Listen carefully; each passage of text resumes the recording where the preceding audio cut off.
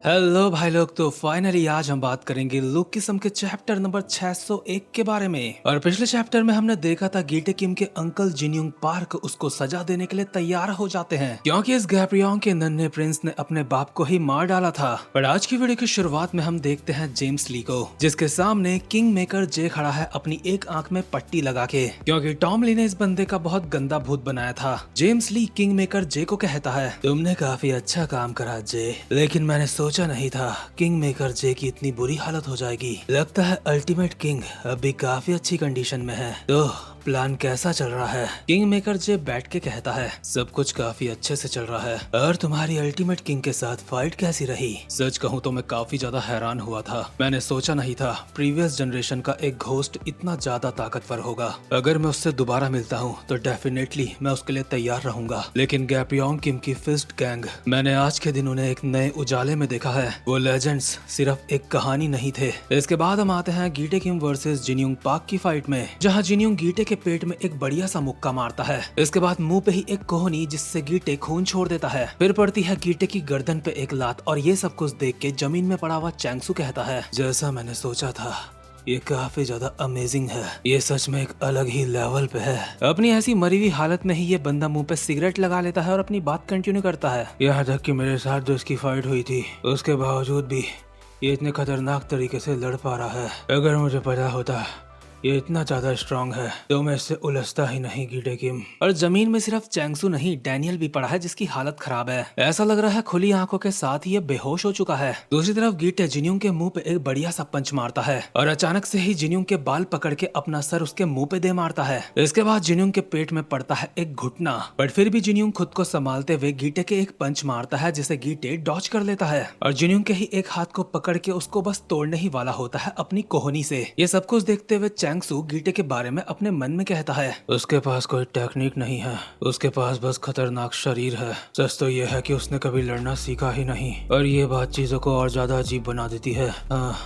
ये इंसान निराशा का जीता जागता प्रतीक है। इतने में ही गीटे जो जिनयुंग का हाथ बस तोड़ने ही वाला था, जिनयुंग उसे बाकुनो की टेक्निक का इस्तेमाल करके हवा में उड़ा देता है। और हवा में ही गीटे के मुंह पे पड़ती है एक लात चार्ल्स चोई स्टाइल में। और जैसे ही दूसरी लात गीटे के मुंह पे पड़ती है, गीटे एक हाथ से जिनयुंग का मुंह पकड़ लेता है और उसके मुंह पे बस पंच मारने ही वाला होता है। अब जमीन में पड़ा चैंगसू जिनयुंग के बारे में सोचते हुए अपने मन में कहता है, लेकिन गीटे का दुश्मन भी कोई आसान दुश्मन नहीं है। कमाल के शरीर की जगह पे उसके पास कमाल का टैलेंट है। वो टैलेंट जिसे उसने कई सालों की टेक्निक्स के साथ बनाया है। यह सच में काफी ज्यादा मजेदार है। एक तरफ कमाल का शरीर, दूसरी तरफ कमाल का टैलेंट, जिससे तुम काफी सारे लोगों की टेक्निक्स का इस्तेमाल कर सकते हो। और जहाँ गीटे जिनयुंग के मुंह पे बस पंच मारने ही वाला था, जिनयुंग टॉम ली को कॉपी करके गीटे के ऊपर बहुत ही जंगली तरीके से अटैक कर देता है, जिससे गीटे काफी जबरदस्त तरीके से हवा में तो उड़ता है, लेकिन सिर्फ उसके हाथ में ही कुछ खरोंचे आई होती है जो की ऑब्वियसली गहरी होती है। लेकिन गीटे के फेस में कोई रिएक्शन नहीं होता। इस टेक्निक को देख के गीटे कहता है, वही सेम पैटर्न दोबारा से।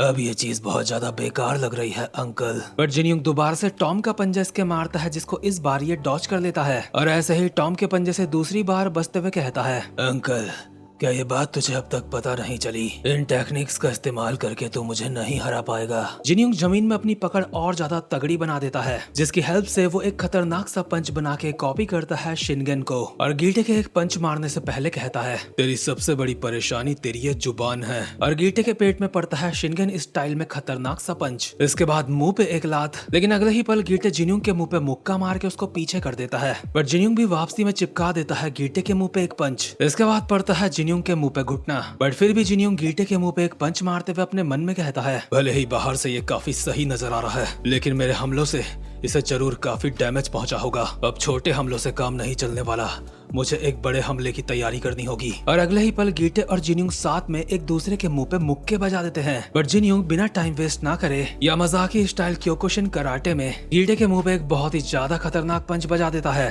जिसका नाम है कीशिन गैकी सात्सु। और ऐसा पंच अब तक डैनियल ने भी नहीं मारा है, बट इसका सिमिलर पंच जरूर मारा है। जिनयुंग के इस पंच से आसपास की जमीन टूट जाती है। बट हम देखते हैं एंड मौके पे गीटे ने अपने एक हाथ से इस पंच को पकड़ लिया था। इससे उसका हल्का सा गाल तो दबता है, बट डैमेज नहीं होता पता, गीटे कहता है यामाज़ाकी शिनगन तो राइट हैंडेड था, है ना? लेकिन जिन्यूंग ने ये पंच अपने लेफ्ट हाथ से मारा है। इसका मतलब कहीं ना कहीं जिन्यूंग गलती कर बैठा है और इस गलती की सजा जिन्यूंग को मिलती है गीटे का जूता उसके पैर पे पड़ के, जिससे जिन्यूंग की हालत खराब हो जाती है और गीटे एक खतरनाक सा पंच मारते हुए अपने अंकल को कहता है, मुझे नहीं पता क्यों, लेकिन अंकल तुम ऐसी गलती कैसे कर सकते हो, कितनी शर्म की बात है। और इसी के साथ जिन्यूंग के मुंह पे पड़ता है एक मुंह फाड़ मुक्का, लेकिन ये मुक्का पड़ते ही जिन्यूंग कॉपी कर लेता है गैब्रियोंग किम को और कहता है, गीटे मैंने तुझे कहा था मैं तुझे किसी और की जगह पे सजा दूंगा। मैंने अपने इस बड़े हिट के लिए काफी इंतजार करा। और गैब्रियोंग स्टाइल में गीटे के मुंह पे एक खतरनाक सा पंच पड़ता है। ये दिखाया तो स्लो मोशन में जाता है, लेकिन जब गीटे इस पंच से जमीन में चिपकता है तो काफी बढ़िया वाला चिपकता है। और इस पंच का डिस्ट्रक्शन आप इस पैनल पे देख सकते हो, जो देख के वर्कर्स के बच्चे भी काफी ज्यादा हैरान होते हैं, क्योंकि गीटे जमीन में चिपक चुका है, अनकॉन्शियस लग रहा है, इसलिए सब सोचते हैं क्या वो हार गया। ये बात मानना बाकी लोगों के लिए काफी ज्यादा मुश्किल हो रहा होता है, क्योंकि अगर गीटे हार गया तो बाकी लोगों की कोई औकात नहीं जिन्यूंग लोगों के सामने। रयू बेकगन ये देख के अपने मन में कहता है, उसने प्राइम गैब्रियोंग किम के राइट फिस्ट का इस्तेमाल करा है। ये पंच खाने के बाद कोई भी उठ नहीं सकता। लेकिन गीटे एक ब्लैक ऑरा के साथ वापस से एक डेविल की तरह अपनी जगह पे खड़ा होता है। रयू बेकगन ये देख के काफी ज्यादा हैरान होता है, लेकिन उसके पीछे बैठा चैंगसू उसको कहता है, प्रिंसिपल क्या तुमने अपने स्टूडेंट्स को अंगूठे के सीक्रेट्स नहीं बताए? बच्चों को समझ नहीं आता कि आखिर अंगूठे के सीक्रेट्स क्या होते हैं, बट चैंगसू अपने हाथ की तरफ देख के कहता है, हमारा अंगूठा काफी ज्यादा अजीब होता है, तुम इससे आसान सी चीजें भी नहीं कर सकते। मुझे समझ नहीं आता आखिर ये है ही क्यों, लेकिन तुम्हें पता है एक फाइट में अपना अंगूठा खो देने से ज्यादा खतरनाक चीज और कुछ भी नहीं होती, क्योंकि बिना अंगूठे के तुम्हारे पंचेस अपनी पावर खो देते हैं। इससे तो अच्छा यही है तुम्हारे हाथों के पीछे छेद हो जाए। चैंगसू की ये बातें कहते ही जिन्यूंग का अंगूठा टूटने को हो जाता है, लेकिन आखिर जिन्यूंग के अंगूठे के साथ ऐसा कब हुआ, ये जानने के लिए हमें जिन्यूंग की बात सुननी पड़ेगी। जिन्यूंग चैंगसू और अपनी फाइट की बात करते हुए कहता है, चैंगसू तूने मुझे ऐसा दिखाया जैसे तू मुझे वो टेक्निक दिखा रहा है जो तूने टॉम ली के लिए तैयार करी थी, लेकिन क्या ये सब कुछ तूने मेरे बस अंगूठे के लिए करा? मतलब कि जिन्यूंग को हराने का इसका कोई इरादा नहीं था, ये तो बस उसका अंगूठा काटना चाह रहा था। इसलिए चैंगसू अभी कहता है, वैसे भी मैं तुम्हें हरा नहीं पाता, इसलिए कम से कम मुझे इतना तो करना ही था। बट ये देख के गीटे बहुत गुस्से में कहता है, चैंगसू आखिर तूने ऐसी बेकार सी ट्रिक का इस्तेमाल क्यों करा? क्या हुआ, तुम काफी ज्यादा गुस्से में लग रहे हो? क्या तुम भूल गए ये हंट ऑफ वर्कर्स है? तुमने ही तो मुझे यहाँ पे बुलाया था ताकि फेल होने के छोटे से छोटे चांस खत्म हो जाएं। दूसरी तरफ जिन्यूंग अपने टूटे हुए अंगूठे को एडजस्ट करने लगता है, जिसमें उसे काफी दर्द होता है, लेकिन फिर भी अपना पंच बना ही लेता है और अपने मन में कहता है, मुझे इसे मारना होगा, गीटे किम को आज मरना होगा, मुझे ये मौका दोबारा नहीं मिलेगा, बस एक बार और।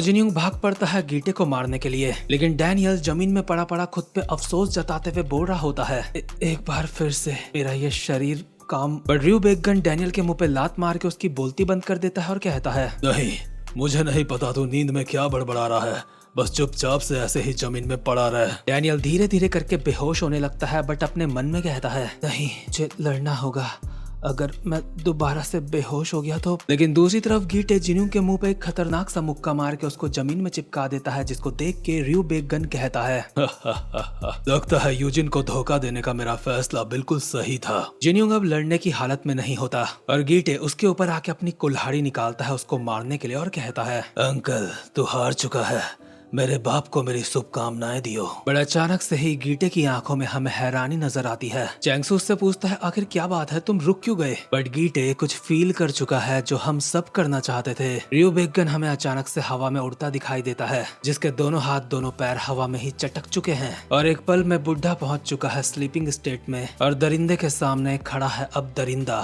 यानी कि फाइनली आ चुका है UI डैनियल। और इसी के ऑरा से गीटे ने अपनी कुल्हाड़ी रोकी थी। चैंगसू हैरान होकर कहता है, ये पागलपन है, ये तो लिस्ट में नहीं था। और इसी के साथ ये चैप्टर यहीं पे खत्म होता है। लेकिन भाई लोग फाइनली जिसका हमें इंतजार था वो हो चुका है। काली आंखों वाला दरिंदा जिसे मैं हर आर्क में उम्मीद करता हूँ कि अब आ जाए, फाइनली वो आ चुका है और अब होगा मौत का नंगा नाच। खैर गाइस, वीडियो खत्म होने के बाद जो भी करते हैं सब कुछ कर देना। अब मिलते हैं अगली वीडियो में। वैसे जाने का मन तो नहीं, लेकिन जाना तो पड़ेगा ही। खैर बाय।